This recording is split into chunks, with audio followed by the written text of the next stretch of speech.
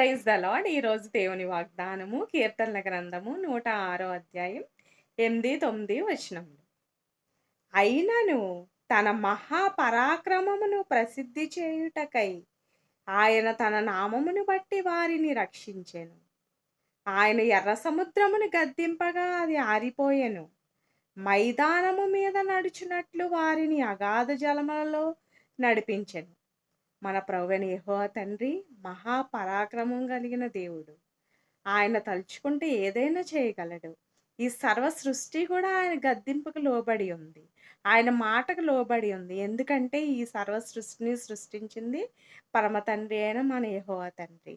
కాబట్టి మనందరము కూడా ఆయన యందు విశ్వాసం ఉంచినట్లయితే మన కార్యములన్నీ గూడా ఆయన సఫలపరుస్తాడు.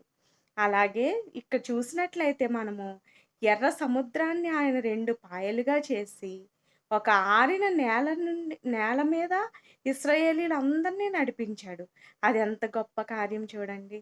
ఆయన గద్దిస్తే సముద్రమే ఆయన మాట విన్నది. అలాగే క్రొత్త నిబంధనలో చూసినట్లయితే యేసయ్య సముద్రాన్ని గద్దించినప్పుడు అది అలలు ఆగిపోయి యేసయ్య ఆ సముద్రం పైన నడుచుకుంటూ వెళ్లారు.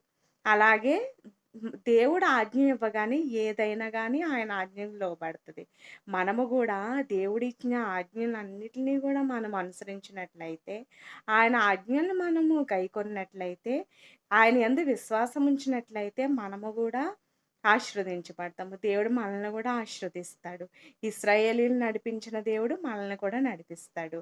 వారి సమస్యలను తీర్చిన దేవుడు మన సమస్యలను గూడా తీరుస్తాడు.